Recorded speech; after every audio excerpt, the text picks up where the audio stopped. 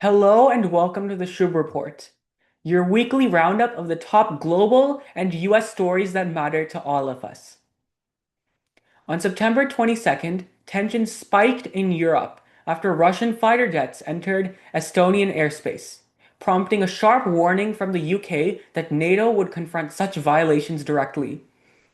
The incident adds to fears of escalation along NATO's eastern flank, where Baltic states remain highly vulnerable to Russian aggression.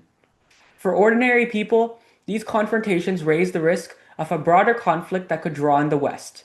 Such tensions impact security in Europe, affect global markets, increase energy costs, and can force governments to divert more spending to defense instead of social programs. On September 28th, the United Nations reinstated sanctions against Iran through the Snapback mechanism, citing violations of nuclear agreements. This move isolates Tehran economically, targeting oil exports, banking, and military support networks. The decision is expected to worsen already strained relations between Iran and Western powers.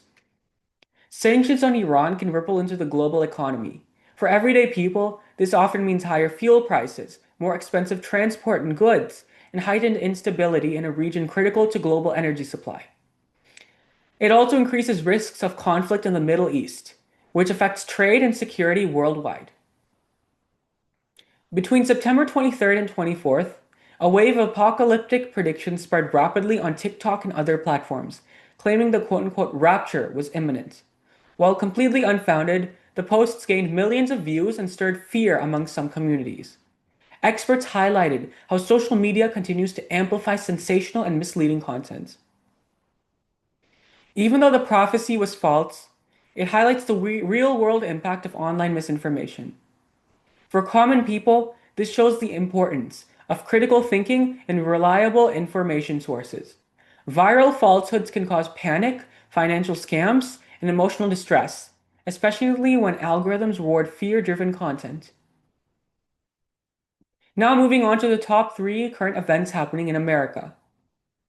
With the US fiscal year ending on September 30th, Congress scrambled to pass a funding bill. Republicans proposed a short-term extension until November 21st, but Democrats demanded a reversal of health care cuts as part of the deal. If no agreement is reached, a shutdown would begin, closing non-essential government services.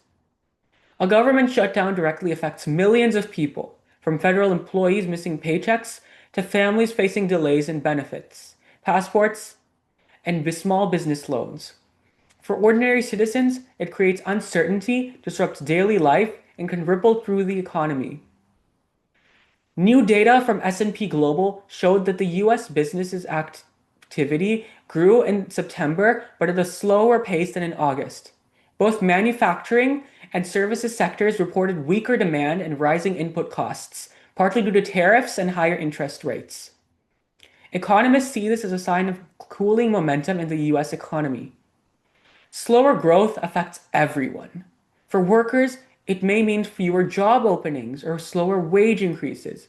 For families, higher costs and weaker demand can push prices up, while household budgets remain tight. It also influences consumer confidence, mortgages, and investments that shape financial stability.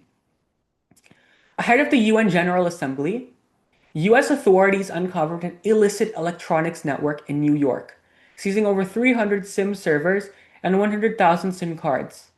Officials say the system enabled encrypted communications that may have been used to target US leaders during the high-profile global gathering. For everyday people, this case underscores the growing risks of cyber attacks and digital espionage. It highlights how communication tools are taken for granted, but they can be weaponized as well. Stronger cybersecurity is not just for governments. It protects individuals' data, financial systems, and national security. From rising tensions in Europe to sanctions on Iran, viral misinformation, and America's own economic and political challenges, these are the stories shaping our world this week. I'm Shubh Report, and this is a Shubh Report.